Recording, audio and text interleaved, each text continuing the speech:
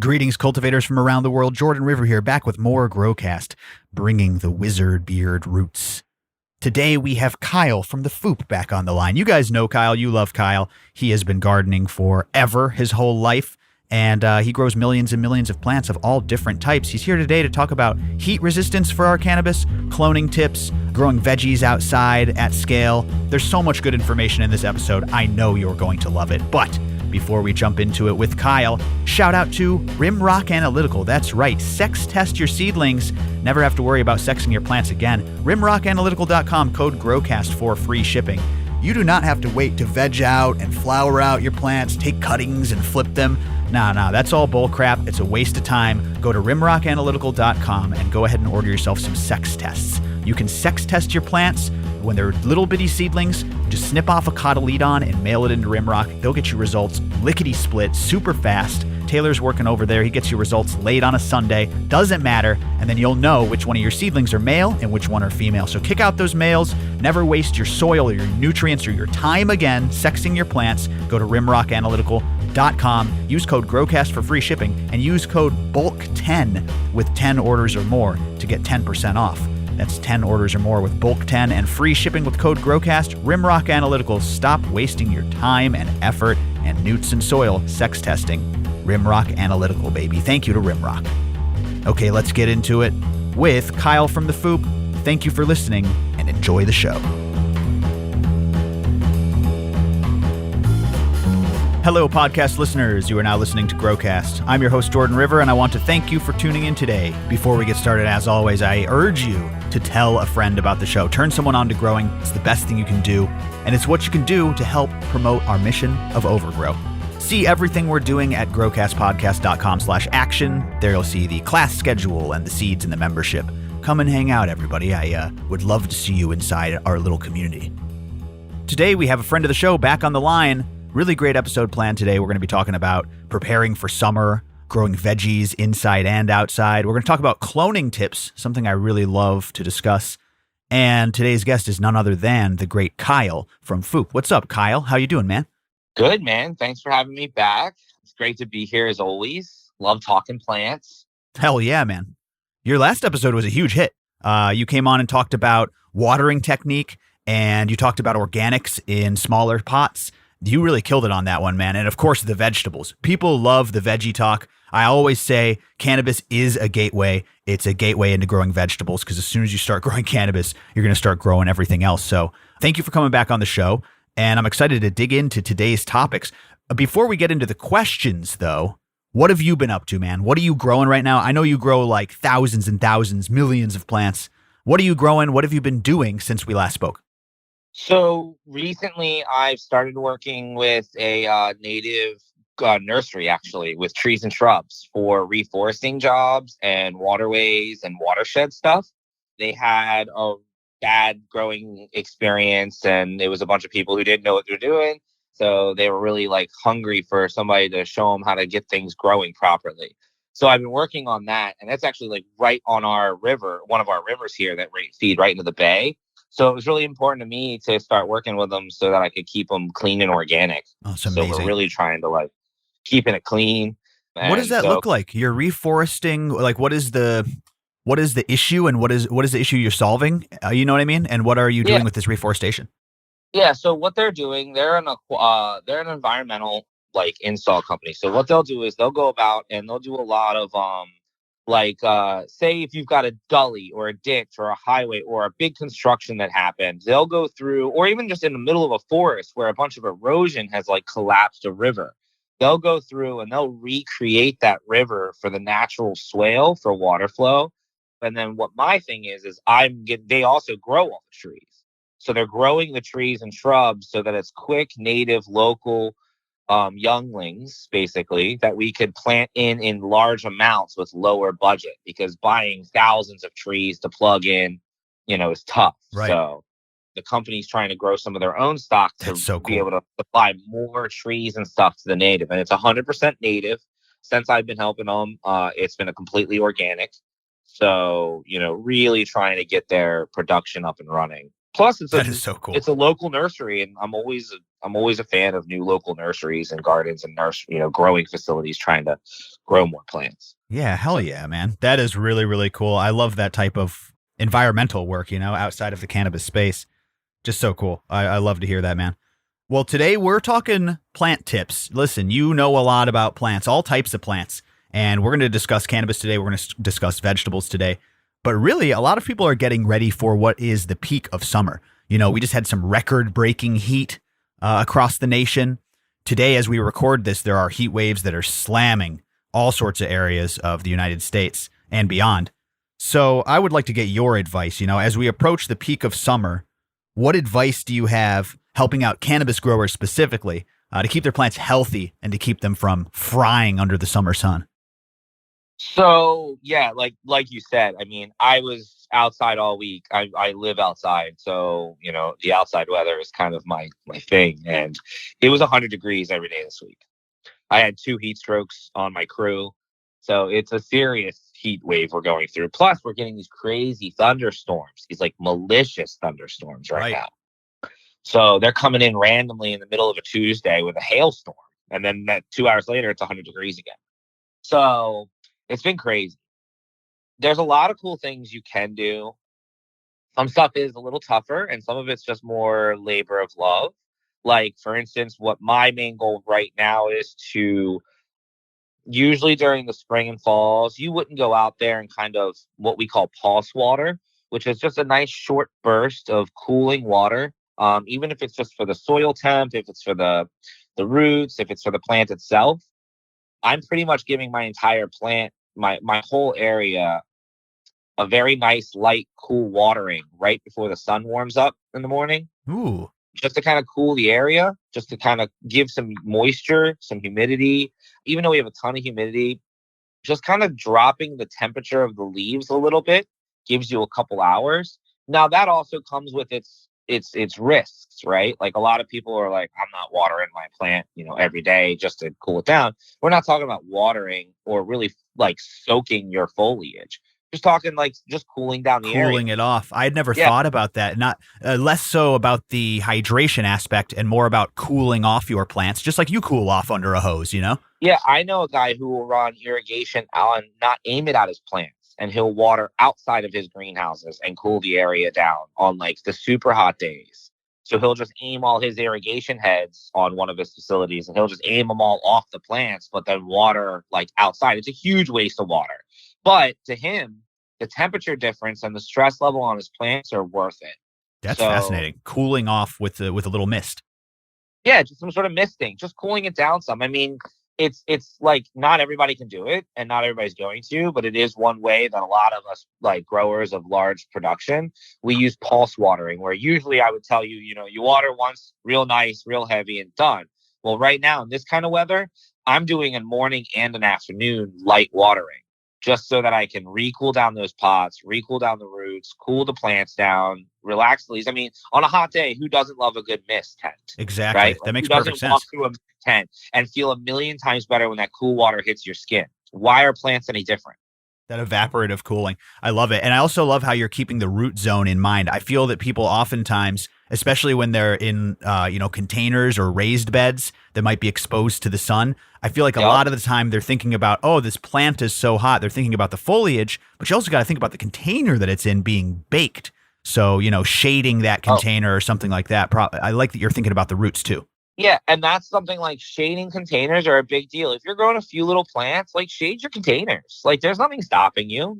Build put a piece of cardboard up on the side the sun aims at from the whole time. So what I teach all my guys and girls that work for me, I kind of show them that, because like on a tray of plants or on plants that are in a block, the outside ones will always dry up faster because of the sun hitting the pot. So you always have to make sure whatever side of your pot is hitting the sun directly, that is actually going to dry out faster. So if you ever pull a plant out and you're like, wow, this one side of my pot is super rooted and the other side isn't, well, it's probably the side that was aiming the sunlight, because it was watering and drying and watering and warming. That's in the spring. Sometimes in the summer, that's the opposite effect. Sometimes, depending on the crop, the cooler side will have better roots. That is a really good point. because some plants like cooler roots. So if I needed a plant that like cool season, it wants cooler roots. You have to cool the roots down.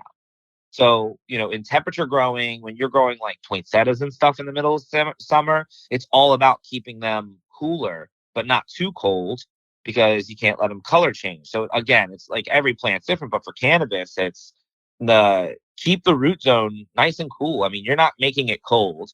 Don't do ice cubes. Right. I never liked that ice cube thing. It's very shocking. Again, would you rather me walk you through a nice mist tent with some water, or would you rather me drop you in a bucket of ice? Ice bath. Right. So there's a difference again. That is really funny, man. It all correlates. Dude, that is a really good point, and I had not thought of that. Okay, bit of a left turn, but I do want to ask you this question on the scale of heat resistance. You've grown all different types of plants, from ornamentals to vegetables and fruits. Where does cannabis kind of fall on that spectrum? I know this is kind of a vague question, but where would you rank cannabis as like normal heat resistance, hardy to heat resistance, or sensitive to that sort of thing? To me, cannabis is like a hardy plant. I don't want to put words in your mouth. Where do you rank cannabis on the scale of like dealing with heat? It's definitely on the hardier side. I mean, I have stuff that if you blink, it dies on you. Yeah. So like, hydrangea cuttings when I used to grow hydrangeas and just all sorts of like, basils, like unrooted cuttings, you're missing those like every 10 seconds, obviously. So there's a lot of difference. But when you're talking full grown plants, I'd say it's on the hardier side for sure. A 6, a 7. I'd say a 7, solid 7. What I really like about cannabis is it gives you really solid flag times. So a cannabis plant will start to flag, which is its leaves. You always want to see leaves either flat or upwards. Down is starting to tell you that it's either hot or tired or dry. Sometimes it's just at night plants droop. Mimosas, for instance, they actually mostly all close their leaves at night. Why? It seems like a bunch of effort, but like they're just tired and that's how they sleep. Right. So with cannabis, it's nice because you get a really good flagging stage, which is a flag stage that gives you a lot of leeway. Sometimes a flag stage for me and other crops is like, you see it flagging, you already should have watered it. But with cannabis, if you walk in, your plants are a little low and you're in a rush and you got to go do something for an hour, you're actually probably okay for that hour. Right. You're probably okay for 2 or 3. Some people, I've seen things flag for a day on cooler weather, and not like just do a complete wilt. So that's kind of one of the things I actually really like and appreciate out of cannabis is that it gives you really good stages to like identify what's happening. You're so right. Those visual cues are really on point. And when you're saying flagging, I want to dig into this for those of us like me who aren't like super familiar. This is what you're talking about is like, when leaves are genuinely praying, but then they really tend to perk up right when they want water, right? Right before they enter the underwatering, thirsty droop. Right before that, they get real perky and they pray real hard, kind of asking for water. Is that what you're talking about? Yeah, it's kind of like, they kind of drop.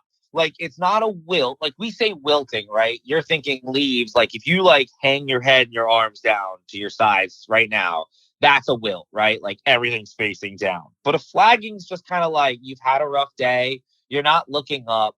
Your shoulders are a little I see. dropped. It's like a half wilt. So it's right after the stage that I just described. They're in that optimal zone, and then they start to kind of fall down, and they're not drooping yet, but that's when they're ready for water.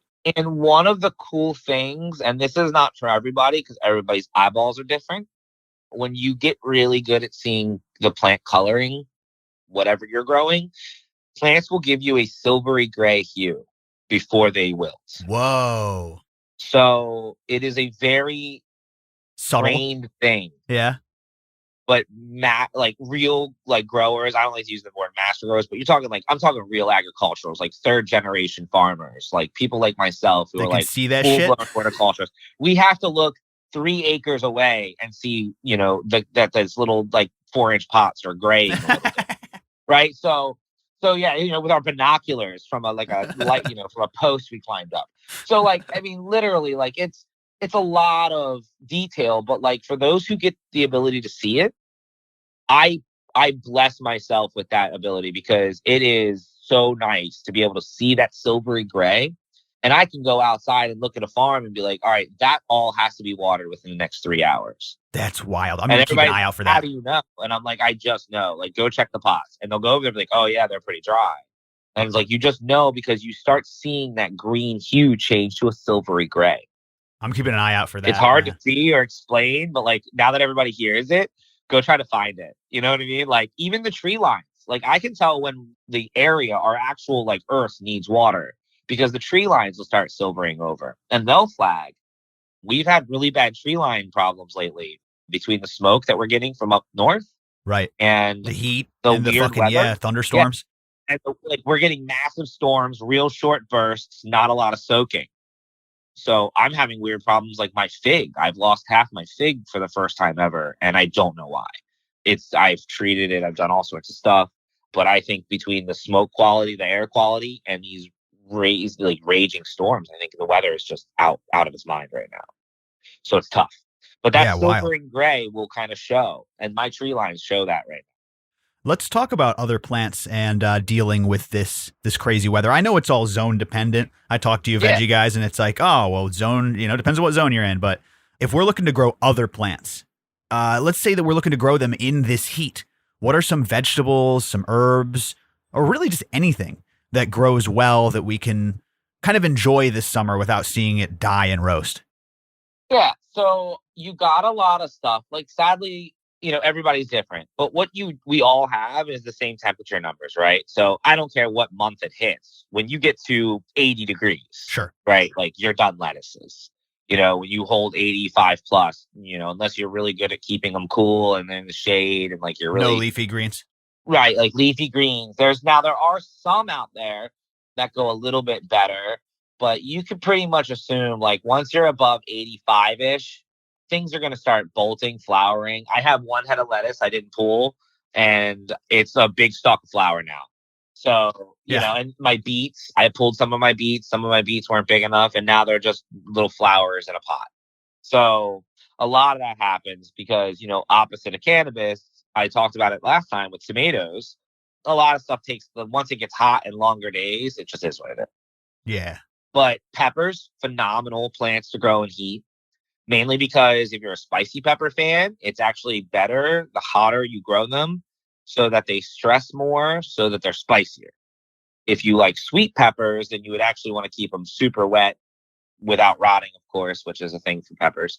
As wet as you can with a little bit cooler, maybe some afternoon shade, and they'll be much sweeter. Oh, man, that's crazy. I didn't know that hotter temperatures lead to increased spice levels. It leads more towards stress. But heat is a good way to stress a plant. So just like cannabis, a little bit of stress makes it produce the compounds that excite us more. Right. And so like my buddies, that's a good leeway into like why I'm a dry grower, as they call it. Like I was at an event the other day and I was talking to some guys who run this massive annual production facility. And we were all laughing about it. And he's like, yeah, I don't know how you dry growers exist. He's like, I would stress out every day. And I was like, well, that's how I exist, by stressing out every day. Because I know every day my plants are on the brink, but my plants are also growing, they're getting stronger, they're doing better. And as long as I don't fail them on that brink, they're fine. But what happens is my plants are more resilient when they go home to people, so people tend to have a better result because my plants have been put through some, hellish times. That's interesting. And so that actually will build a resistance. It's just like what doesn't kill you makes you stronger. Yes. It's the same thing for plants. And like, so peppers actually make themselves spicier because that oil is filling up to protect themselves. So they basically build, barriers, and then you get to enjoy those barriers. That's cool, man. So peppers are great in the heat. Peppers are great. Tomatoes, any big heavy vegetable, a lot of them. Like if you're getting heavy summer heats, the biggest thing is like just keeping them fed and watered. Because of the heats, they're going to go through more water. Because they're going through more water, you're going to be leaching more fertilizer or foods or organics or whatever you're doing. So sometimes in summers, that's where a lot of living soil people start to see some struggle. Not all of them, but some of them I've seen, because they don't add anything to their bed. And maybe this season's more brutal than usual. So sometimes they'll hit these flat spots in their summer where they're like, man, it just wasn't a great year of production. Right. Well, that could be one of those correlations, is that it just was so hot and you kept status quo, right? So you got to increase the nutritional delivery is what you're saying. Well, yeah, because you're watering more. Yeah. So if you're watering more, you have to increase your nutrition input. Otherwise, you're just going to wash all your nutrition out. And what you usually had watered once a week and it was fine and plenty of fruit because my soil's great. Well, now you're watering 2 or 3 times for a couple months because it's 110 degrees. I mean, it's literally 100 degrees every day right now for us in Maryland. Man, that's where that FOOP liquid organics comes in handy. Holy shit. I mean, yeah, it's so nice to dump that in as your excess minerals. You don't have to, rely on microbes for your top dressing or whatever. Yup.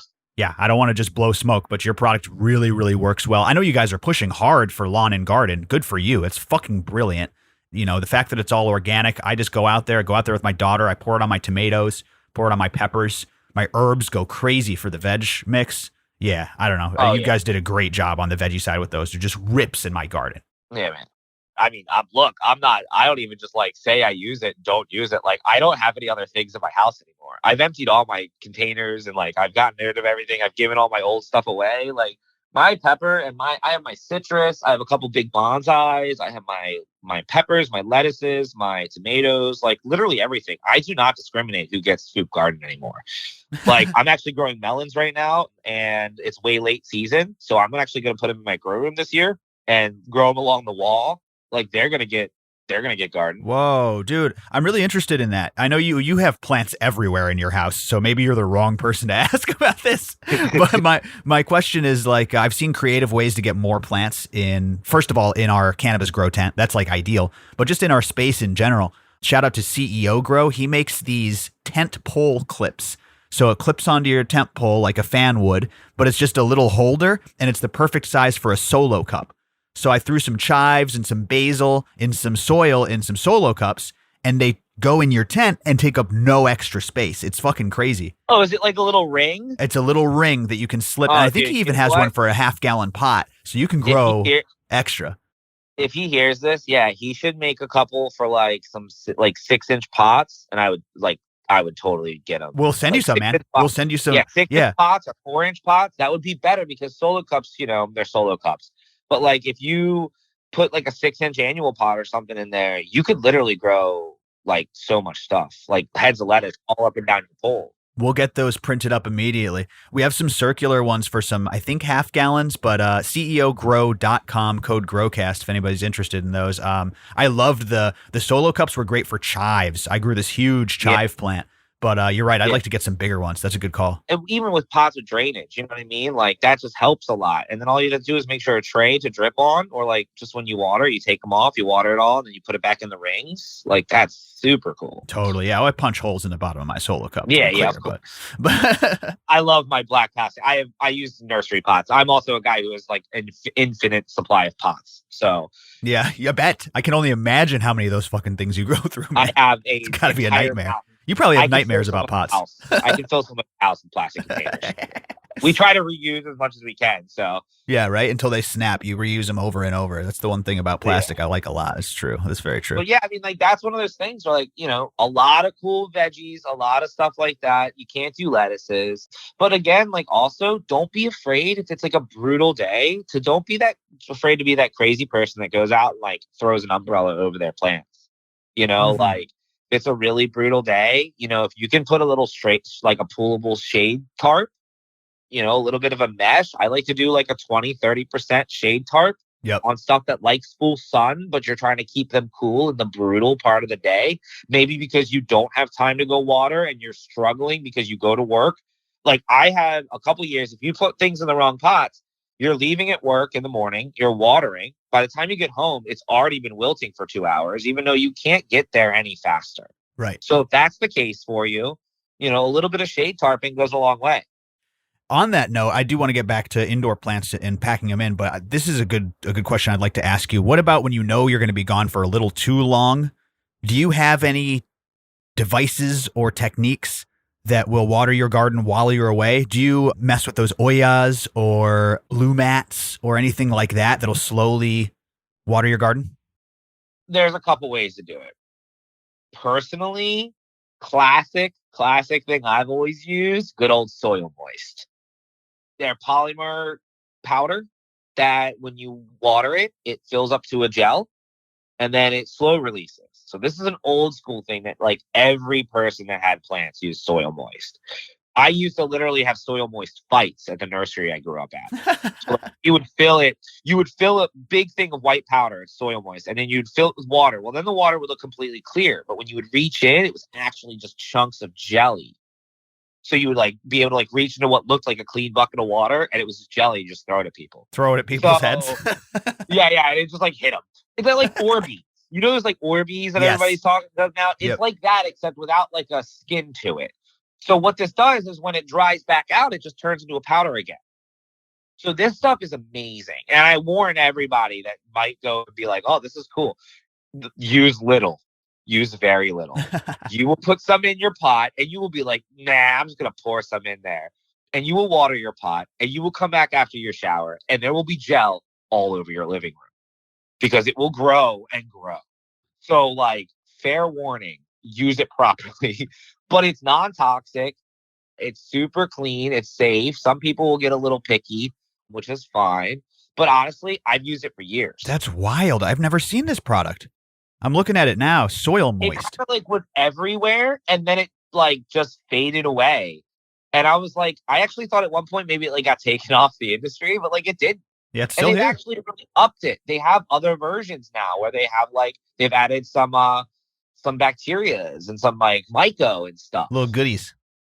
Yeah. Wow, man. That's a cool product. I've never heard of that. It's soil moist, man. They have stuff for seeds. They have stuff that has some plant thrive in it, some like bee. They got a little bit that has some, they have all sorts of stuff. They have some fertilizers and all. I've never used any of that. But the ones that I use is the just a straight up soil moist. You can get on anything, man. Like any garden center has it. Little packets. That's wild. Cool, man. I'm going to look into them. That's really dope. So there's a secret plant guy tip that like the cannabis world just doesn't ever listen. I know, right? You've got a lot of those, man. It's like a $3 thing that everyone and everyone's grandmother is always, every weed grower's grandmother used soil moist. And I hate to tell you, but we all had grandmothers. I would like to do some sort of recurring segment with you. We'll talk about this. Like, it would be cool to drop them in after the show or, during the post roll and have just little tips and product recommendations, because I like that shit a lot.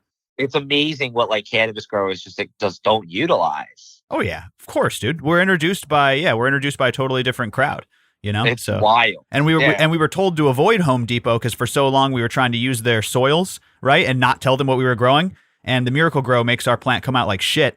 And then, you know what I mean? And then we're like, that's not where we get our advice. But you don't want to throw the baby out with the bathwater because there's a lot of good shit there. It's a really good point. And I know everybody listening to this are soil pros here. So I'm going to say this once for the one person that may hear it. Don't buy moisture control soils, period. I don't care if you end up at Home Depot and you end up with Miracle Grow potting mix. Like, it's terrible, sure. However, do not buy anything that says moisture control or moisture retention, right? Like, now there's some marketing terms that a lot of cannabis soils do use moisture retention. I'm a little bit more okay with that.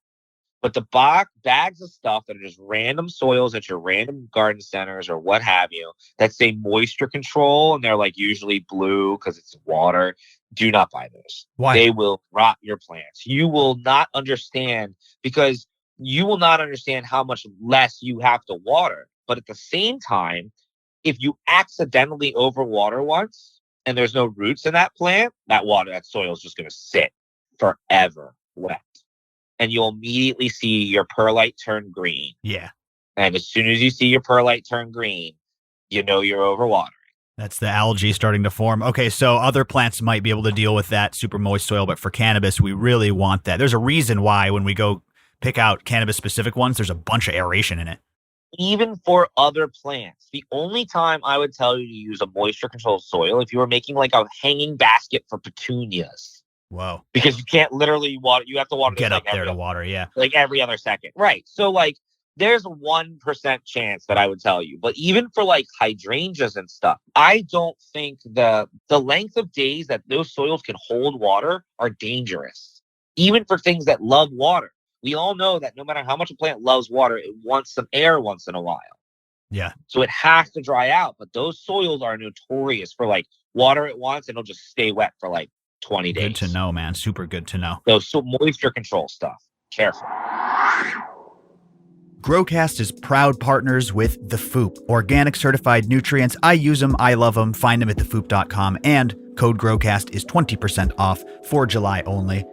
Get yourself the clone gel, the foliar mist. I love that mist. All the macro and micros that your plant needs, plus microbes, IPM in that thing. Beautiful product. And of course, their flagship organic certified nutrients. I use them in the bloom stage, even when I'm in a rich organic soil. And let me tell you, they make that truffle cake flavor pop. They make that creature feature stink. I love what the FOOP does to my plants. I was talking to Larry, and he was asking me what the biggest problems facing home growers are. And one of the things we talked about was cost, hitting the wallet, right? And immediately Larry said, we're expanding into lawn, we're expanding into garden, and maybe as the FOOP grows, we can take some of that pressure off of the home grower pricing. So Larry has already activated 20% off with code GROWCAST this month, and let's show our support as FOOP continues to grow and move towards lowering their prices for their organic nutrients for all growers across the GrowCast nation and beyond. So I love talking with Larry. He is such a community supporter. He literally put on the community cup with us. He's an amazing, amazing member of the cannabis community, and we love his organic fertilizers and all the science that he's pushing behind us. So shout out to Larry, shout out to Kyle, and shout out to thefoop.com. Code GROWCAST 20% off just for this month. Show your love, everybody. And the FOOP has been an amazing supporter over the years, so we appreciate you appreciating them. Thefoop.com, code GROWCAST, 20% off. And I'm going to go get myself some FOOP mist right now, hit my clones with it to perk them up, everybody. Thank you to the FOOP. Let's circle back, though. I want to talk to you. You're talking about growing melons indoors. Yeah. Talk about growing shit indoors, veggies indoors, and packing stuff in your house. How can we get creative and get more plants in our house? For just in general plants? Yeah, I mean, cannabis too, but however we can grow more plants. Like I said, your house is like a jungle. You just put them everywhere. But any cool tips or tricks? Come in. Yeah. So, not everybody's blessed with lights for windows. Everybody has different window scenarios. I specifically bought a house that had the right windows facing the right sides. So that was one of my criteria when I bought my home is that they had to be facing windows on the eastern and western sides. Is that what you're looking for? Eastern and western side. Yeah. So that was one of those things where it's a little details like that. But what I've just actually done recently was I went ahead and got some of those LED strips that are congruent, you can connect 20 of them. Yeah. Because right now I have one of my string of hearts. I have it hanging and I'm actually running it up of my hallway stairs. Just because I'm bored and I have to do it. And I always tell people I hate when people do that because all I can think is how easily aphids and spider mites will ruin your whole home. But, I'm pretty clean about things. So I said, finally, I'll just do it. Well, you said there's no plants in this staircase. I might as well get some green going here. Yeah, I can't, there's no place for pots on the ground. So, but one of my favorite things, honestly, to do is my citrus. I love having my citrus in the house. And all they take is a 4-bulb T5 light. Oh, whoa. They're not taking, crazy amount of stuff. I didn't know that. Yeah. So the limes and all, they love the heat. But I have been successful in finishing. My limes and all tend to want to fruit really late in the season because it's just long enough for them. We don't really have the length of summer for true citrus production here. So we kind of get cut short. So right when it starts cooling down, my lemons and limes and all are just exploding. Well, I need them to mature. So I will bring them in. And I found that if I put them under my T5s, I used to take them up and put them under my CMHs and, really try to keep them. But it was a huge pain. And I hated taking plants from outside into the grow rooms. Right. So I was miserable thought for me. So I was like, you know what? I'm just going to put them under a T5. And it works. I feed the crap out of them. They have to be fed heavily. And you back on your watering some because your house is only going to be about 75-ish. Most people keep their house about 75, 80 degrees. And that's and you just let it roll. But I love having my citrus plants come in the winter. God damn, that's crazy. It's a pain. They're massive. I've got them in big 15-gallon pots. The lime has been in a 15-gallon pot for probably 5 years, 6, 7 years and now. Are they fruiting on you? Do you get good yields off those? My lime is 2 feet, I'd say about 2.5, 3 feet wide, about 2 feet tall, and I get about 40 to 50 limes on that. Jeez, that's cool, man. So you don't pay for limes anymore? Not after I crop them. Yeah, I get a good chunk of limes. The problem is they don't store forever, so then I gotta like really eat them. But like I'll eat limes like oranges. So like citrus to me is like, you gotta keep that scurvy away. Yeah, dude, I eat lime straight too. I'll just fucking eat a lime. That's good stuff right there. So lime, citrus, I found really work Keep well that scurvy inside. away. Yeah, you gotta keep away from that scurvy. Just Hey, that look, almost I flew always by say me. if pirates were afraid of it, I should be afraid of it. Yes, true. So, but otherwise, everybody loves herbs. Herbs are great for indoors. All you need is a T5. Some of these LED strips are fine. A lot of them work great. Don't buy the purple lights, please. Stop buying the purple lights. For the love of God. The purple lights hurt your brain and they don't work on plants. So buy normal white LED, like T5, full spectrum. The LED bulbs last you a lifetime. It'll cost you $100 for, a couple $100 for a 4-foot one. And you would be amazed how much stuff you can grow under a 4-foot long T5. I'm looking at one. I'm looking at some old, because, they price them up too for cannabis, the Sun Blazer or whatever. Oh, but yeah. I've got a little 2-bar T5 type thing or whatever. I'm going to bust that out and see what I can't grow under it out in the open.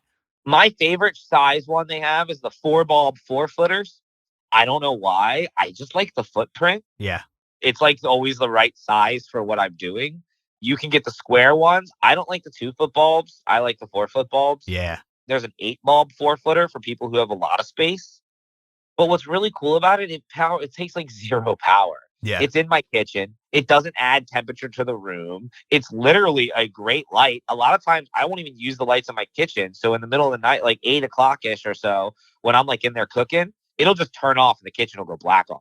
And I'm like, damn it. So, it's like I use it as your an house actual light too. Exactly. Yeah, it's a kitchen light.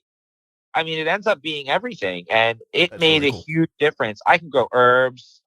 Right now, I've been having my melons growing up under it, my seedlings. That's where I do all my cuts and seedlings for cannabis under the T5.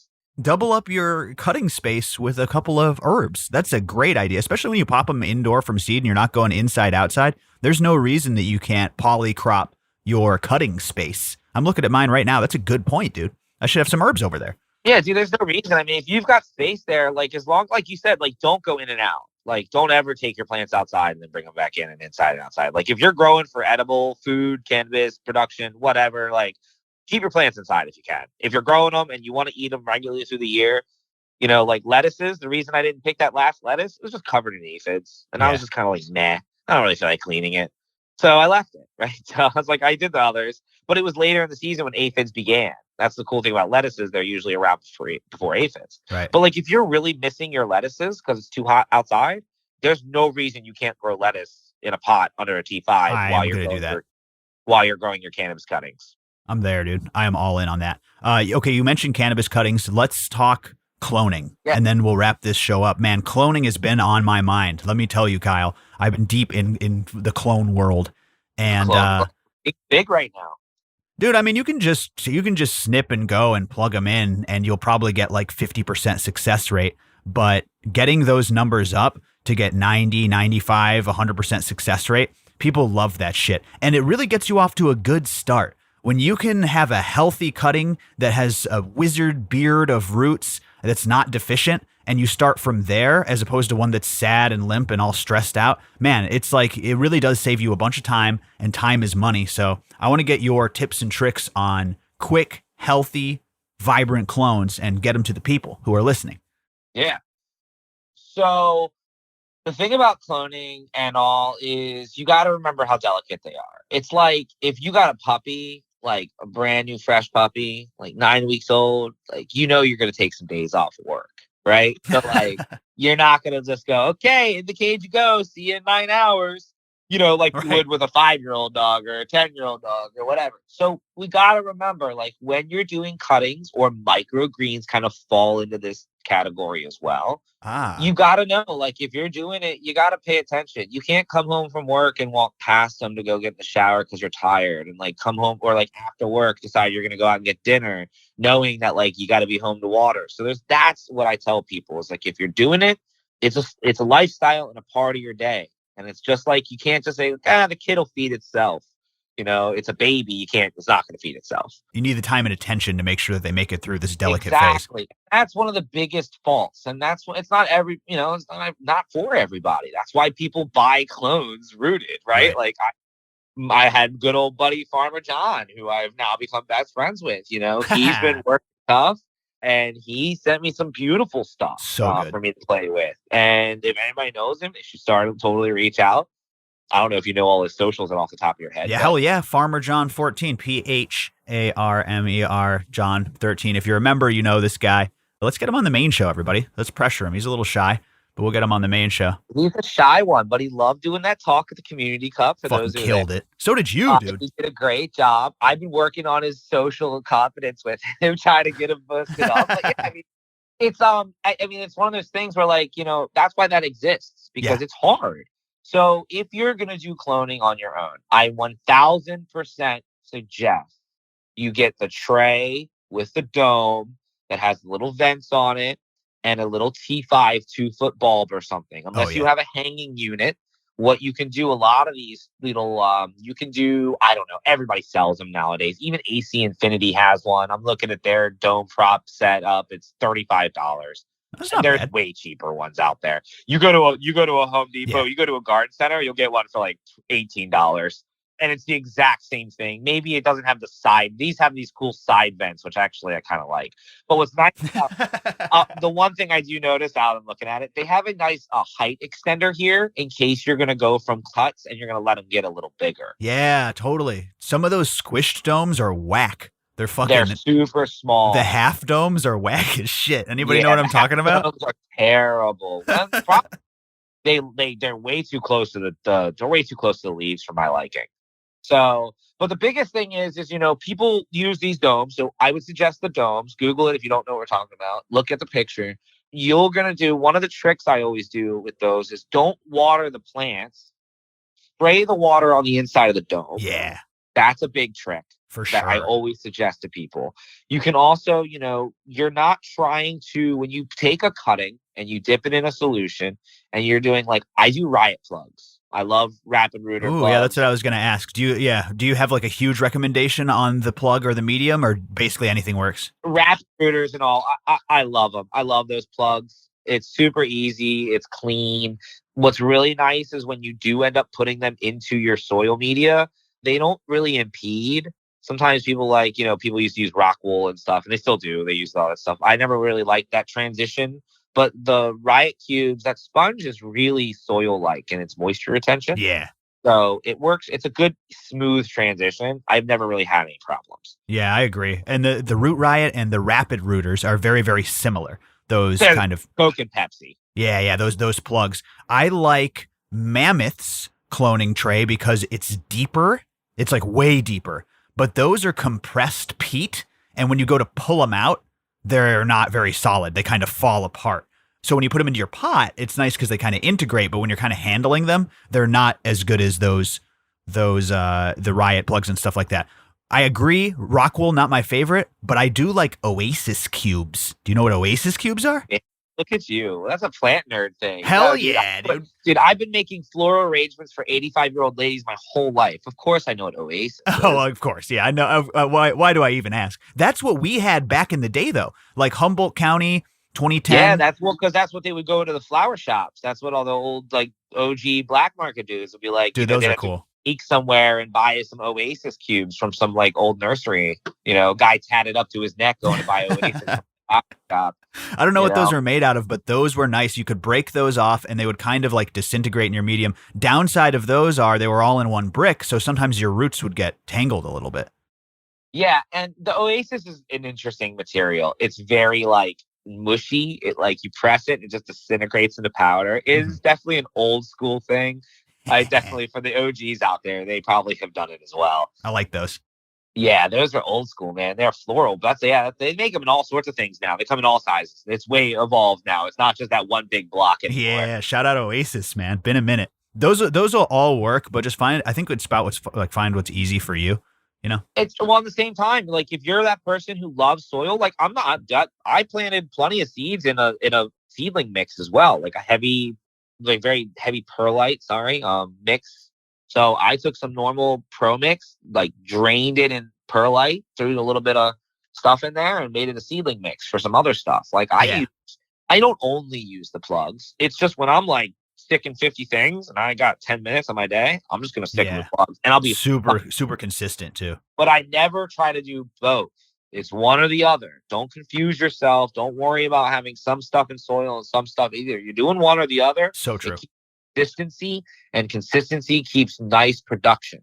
I tell people all the time, keep everything the same, the best you can. Keep everything the same pot size, same soil mixes, whatever it takes, and that will up your production consistency. So while we're on the subject of products, I like everything you mentioned. Man, I just posted a video with that, again, FOOP clone gel, which is out of this world. The mist is also good. The only thing about FOOP mist and any foliar is like, don't drench your cuttings. They're very light. You know, if I ask you for a drink of water, it doesn't mean, throw a rag on my face and waterboard me. That means give me a drink of water. So, you want to give them a nice light mist, very far away, a fine mist. You still want to water the inside of the tray dome, but a fine mist on some cuttings about, not the day one of cutting, but like day 4 or 5, it's a really good moment to give them a little bit of love. I fucking love it. And that's what you got to think, right? I'm not just saying because it's FOOP, like that is my favorite foliar, but you got to imagine this cutting isn't established with its root system yet, so it's not able to uptake those nutrients, right? But it can still absorb some through the stomata, through the plant foliage. Yeah. So to deliver the nutrition with a foliar spray, if you see that they're struggling, will really help it push more roots and get established quicker. It's why we don't feed infants cheeseburgers. Yes. Their body technically can do it eventually. It's just not now. Yeah. I mean, you can apply all sorts of different products, but I like the mist because it's got a full spectrum of nutrients. It has micros, macros, and biology. The key is it's a light mist. Don't go soaking stuff. Again, you just give them a sip of water. Just give them a little sip of food. They only need a little milk. That's absolutely true. What is that white bloom that comes out of my FOOP clone gel? I was trying to discern what it is. I get it every time. It's fucking beautiful. The ones where the bloom starts are always praying the hardest. And I suspect it's some sort of fungal bloom, right? Because another thing that I notice is if I have you'll like this, if I have a popsicle stick sitting in there as my plant tag, the white bloom will gather around that popsicle stick as what I assume is the fungi starts to feed on the wood, the carbon from the wood. So, dude, I see it every time and it's fucking beautiful. That's that myco. That quickly. That's all that good myco. Wow. Yeah, that's amazing. I was wondering if it was like a bacterial bloom or what it was, but it's fucking gorgeous. So a lot of people, it's funny, I actually just got a bunch of like leaf grow and soil. So the company that I'm helping out, their workers are very used to, they were actually growing in 100% pine bark. So I was like, hey, we're going to add some nutrition and we're going to add some stuff. So I sprayed in some myco onto the soil. Well, a couple of days later, the guys call me and they're all panicked. They're saying, hey, like all our soil has mold. And I'm like, what are you seeing? And they sent me a picture of the guys. Like, I just built that mold. They're like, well, that's not good. I'm like, no, that's really good. That's what we want. So I actually love when I see that micro white across. That means you've got such a healthy, like just a fungi, lifestyle going on. Dude, it is always the plant that is praying the hardest. Roots have already developed. It's ripping. And a lot of the time it's the one in the back that has the discerning marker. Like I said, that little bit of wood in there seems to get like concentrated. So cool. Yeah. Well, and a lot of people will be like, and like some people might say, oh, well, I don't see that in mine when I use FOOP or when you use organics, because this isn't just a FOOP thing. This is myco, this is just myco. Fungal spores, yeah. Yeah, like everybody can do it. Every product has it. Well, not every, but a lot of them out there. But what I tell people is like, yeah, but if you keep your soil a little cooler, keep your canopy a little thicker, keep a little bit of rice hull, a little bit of something, you'll see way more. If you keep your plants a little wetter, I'm a dry grower. I don't get it on the surface of my plants, right? But when you pull the plant out of the pot, it's all over the sides of the walls. I do think it has to do with that moisture level, obviously. Yeah, and I tend to keep the top of my soil dry because that keeps away fungus gnats. So trying to keep that top, which doesn't mean I have a lot of root production in my top half inch, but I don't really care about that. There's a variety of spores in that product, though, man. I see bugs getting consumed by that fungus. Like it's super, super cool. And I agree. It doesn't happen to every one of my cubes. It'll happen to some. And like I said, maybe it's a coincidence, but I wouldn't think so. A lot of the time, the ones with the popsicle sticks So try that popsicle stick marker if you're like an organic guy early on. It's actually probably feeding off the wood. That's what I'm thinking, right? Because that's how you feed with the lignin and it breaks down into carbon. That's what fungi are feeding off of. So I think that might help. Like a toothpick would work too. It's funny you say that. I've got a toothpick sticking out of one right now. Like I wonder if you like actually stuck a few toothpicks in, if you would see a different quality of Fuck yeah, dude. Fucking right. I'm gonna test this. This is why I have 3 different soils and 4 different things I do every time I grow, because I get this idea and I'm like, ooh, let's try that. So unlike everything I just said, where I'm like, don't do anything separate, do it all the same, I do the exact opposite. I do 95 types of things. Once you have a couple of runs under your belt and you have a little bit of medicine stored up, right? That's when you can really start. It's time to play, dude. It's time to start experimenting with different grow styles or crossing your own strains or taking it to the next level. I tell people all the time, like, start it off easy. Like, just grow a plant. Like, be really successful growing the same strain, like 3 or 4 times. Totally. Like, it takes you to grow the same way, in the same soil, in the same size pots, the same lights for like a year or 2, like 2 years. I know that sucks and everybody gets excited, but if you really want to get good at growing, do that first. And then no matter what you change, you will be able to succeed. Totally. Like, you add a new soil. Well, you know what your other soil took for watering. Well, when you switch soils, you need to be prepared because you're going to be watering different. You know, if you switch fertilizer lines, if you switch some sort of like schedule or light, right? You went from HPSs and you finally jumped to LEDs, which I have not yet. You'll be able to understand the differences because you have the experience of the nuances. Understand the differences you're expecting. And that's where the expertise comes in. You don't just do, oh, well, let's see what happens. When I say let's see what happens, I've already racked my brain expecting this A, B, and C may be different. I may have to add a D. I may not know about E yet. You know, like E may be the crazy idea that I didn't know was going to happen. Right. And so that's where you start having a couple variables. But the reality is you should know what you're expecting to see before you start your experiment. Why are you experimenting? What is it you think you're getting out of adding or taking this away? If you don't know that, then you shouldn't be switching. I can't tell you how many people buy different soils every grow because their friend told them it's a good soil. Well, I read on this podcast, or I heard from Jordan. My buddy says. My Tim and Shannon grow great weed. They use this. Well, that's fine. Tim and Shannon know how to use that soil. You don't. Fucking so then Tim. You try to use that soil and it kills your plants. You're like, fuck Tim and Shannon. You know, like, and I've heard that. And I've had people call me and be like, yeah, all your, you know, like they'll be like, your recommendation for soil, I can't use it. I'm like, well, I explained to you, you have to not water like you were watering. Well, that just doesn't work for me. Well, that's why we don't switch soils. So when people go, what's the best soil? What's the best fertilizer? What's the best pot? I tell them every time, how do you grow? What's the best scenario for you? Yep. And that's the best way to go. That's fucking, I love it, Kyle. That's a mic drop moment. That's what we talk about here on the show, man. Like, our mission is overgrow. That is Growcast and the Order of Cultivation's #1 mission, which is if everybody who wanted to grow did grow, we would have enough medicine and clean organic food for everyone. That is the idea behind it. Now, we do a lot of regenerative and we push a lot of organic stuff. And I have my personal feelings about certain light companies and certain, tent manufacturers. But at the end of the day, what's more important than all that shit is getting people growing, meeting them where they're at, seeing what their goals are, not putting your shit down their throat or trying to make them buy into your ideology or your dogma, meeting them where they're at and then getting them successfully growing whatever that style is. Then maybe one day you can lead by example and they'll convert to your style, or maybe not. Either way, they contributed to overgrow. So I vibe with that in a big way, Kyle. And this was a dope episode. You really dropped a lot of knowledge, man. I can't thank you enough. Yeah, man. I always appreciate being here. And it's like you said, like it really is to whoever you are. Like people ask me every day, what should I use? And I ask them more questions back because I can tell you how to grow any way you want. You want to be organic? I can give you FOOP. I can give you a bunch of organic soils and a bunch of clean products. You don't care. You want to go fire? You want to go big ass plants? We can do that too. Like it just depends. There's so many ways to grow. Just like there's the old saying, there's a lot of ways to skin a cat. Yep. Plants, it's the epitome of it. Especially weed, man. That's exactly right. So we appreciate you, man. We appreciate you educating. I appreciate your passion and your experience.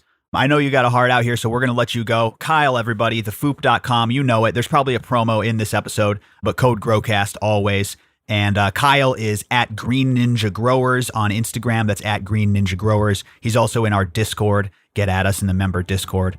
Thank you so much, Kyle. Be safe out there, man. If working in the storms and the 100-degree heat. We appreciate you, man. Yeah, keep growing, everybody. Take care. All right, everybody, you take care out there. This is Kyle from the FOOP and Jordan River signing off saying, be safe and grow smarter.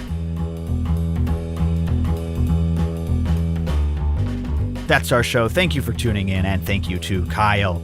Pestapalooza, July 29th and 30th. That is right, everybody. The all-day Pest Fest, IPM Masterclass, Q&A Learn and Burn, and catered after party. You can catch it on Zoom now. That's right. Pestapalooza.com should bring you right there, or find it at growcastpodcast.com/classes. Grab your Zoom ticket, code Zoom for $5 off. It is a great class, great curriculum. And as a Zoom attendee, you're also going to get the Pest Quick Reference Guide emailed to you, as well as Jordan's personal IPM schedule. So that all comes with the Zoom ticket, and of course the live ticket in San Diego and LA this month. Again, July 29th and 30th. That's San Diego at Mighty Hydro. Thank you to Mighty Hydro. And that is Sunday, July 30th at Pulse Labs in LA. That's right, we're with Pulse, teamed up again. Shout out to Pulse, and thank you for hosting us. Come and see us. Sync Angel, the amazing Matthew Gates, is going to put on an awesome IPM masterclass. Again, a Q&A Learn and Burn. Bring your toughest questions. We are going deep into pests, insects, beneficials, and more. And come and kick it with us with the catered after party. Special guests at every class. We got Dr. Coco coming down to the San Diego class. We got Andrew from SD Microbes coming down to the San Diego class. Eleanor's going to be there. Producer Jay might even be there. And then in LA, we got Chris from Pulse, of course, at that class. It's going to be so much fun. Don't miss the most unique event in cannabis, Pestapalooza. Come and check us out. We're in SoCal, July 29th and 30th, and catch it on Zoom. Code GROWCAST for $20 off your ticket. Code ZOOM for $5 off your Zoom. Thank you so much for your support. Thank you to Matthew Gates. And stay tuned. We're coming to a town near you. Oh, and be sure to check out all of our classes at growcastpodcast.com/classes. We have Pestapalooza in Florida. We got the breeder class in Virginia. Grab those tickets, everybody. Grab those tickets, and I'll see you soon. Thank you so much for tuning into the show. I hope you're gardening something amazing out there. I'll be here to help every single Monday. You can count on it. I'll see you soon. Be safe out there, everybody. Bye-bye.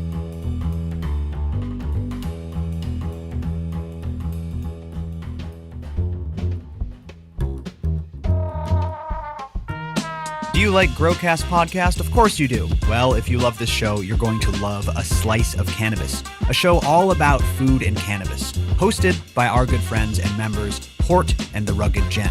What's up, Rugged? Hey everyone, Rugged Gent here. If you're all about cooking, great cuisine, and cannabis like I am, then you've got to come subscribe to A Slice of Cannabis. We're free to listen to on Spotify or any podcast app, so come and subscribe today. Tune in to hear from world-renowned members of the cannabis industry as we explore the beautiful relationship between the food we enjoy and the cannabis we love to consume. Season 2 has just kicked off, so come check it out and catch up on old episodes with Jordan, friends of Growcast, professional chefs, and much more. A Slice of Cannabis. Find us on Spotify or your favorite podcast app, and I'll see you there. A Slice of Cannabis, everyone. Go and subscribe now.